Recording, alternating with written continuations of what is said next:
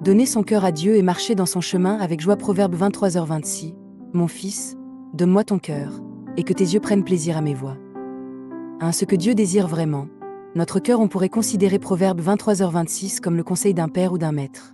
Mais si nous nous souvenons que toute l'Écriture a été écrite sous l'inspiration du Saint-Esprit, alors nous pouvons recevoir cette parole comme la parole que Dieu le Père nous adresse lui-même.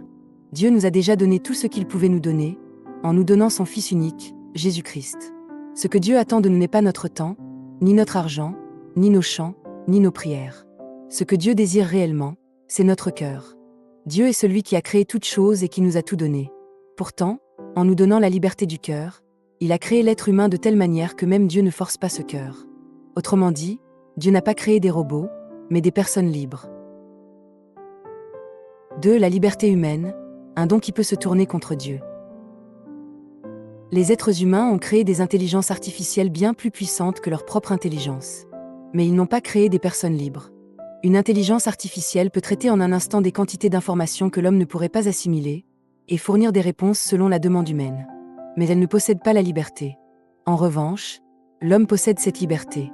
Et à cause de cette liberté, il peut même se placer du côté de Satan et s'opposer à Dieu. Dans les films de science-fiction, on imagine parfois une intelligence artificielle qui se rebelle contre l'humanité. Si cela arrivait réellement, l'humanité ne pourrait probablement pas éviter la destruction. Mais en réalité, une telle situation ne serait pas une rébellion de l'intelligence artificielle elle-même. Ce serait plutôt une manipulation par des hommes qui l'utiliseraient comme un instrument contre leurs ennemis. Mais lorsque l'homme ou Satan s'oppose à Dieu, l'issue est claire.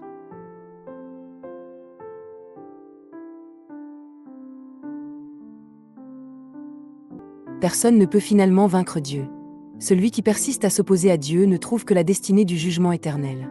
Il existe aussi une opposition plus passive, celle de ceux qui nient Dieu sans s'opposer ouvertement à lui. Mais en niant Dieu, ils deviennent facilement des instruments utilisés par Satan, et sans même s'en rendre compte, ils se retrouvent du côté des adversaires de Dieu. 3. Offrir librement son cœur et suivre Jésus avec joie. La meilleure manière d'utiliser la liberté que Dieu nous a donnée est de suivre la parole de Proverbe 23h26. Offrir volontairement et librement notre cœur à Dieu. Dieu n'accepte pas ce qui est donné par contrainte. Il reçoit seulement le cœur qui se donne volontairement, dans l'amour. Marchons donc à la suite de Jésus, qui est venu comme le chemin de Dieu. Mais suivons-le non par obligation, mais dans la joie. Notre marche avec lui ne doit pas être une marche pénible supportée dans l'attente d'une récompense future. Elle doit être une marche si remplie de joie que même les épreuves rencontrées sur ce chemin peuvent être surmontées. Autrement dit, nous ne suivons pas Jésus en espérant une récompense, mais parce que l'amour que Dieu nous a déjà donné remplit nos cœurs de joie. C'est ainsi que nous pouvons marcher avec Jésus sans attendre aucune récompense, simplement par amour. Seuls ceux qui vivent ainsi sont véritablement les enfants de Dieu et les citoyens du royaume éternel.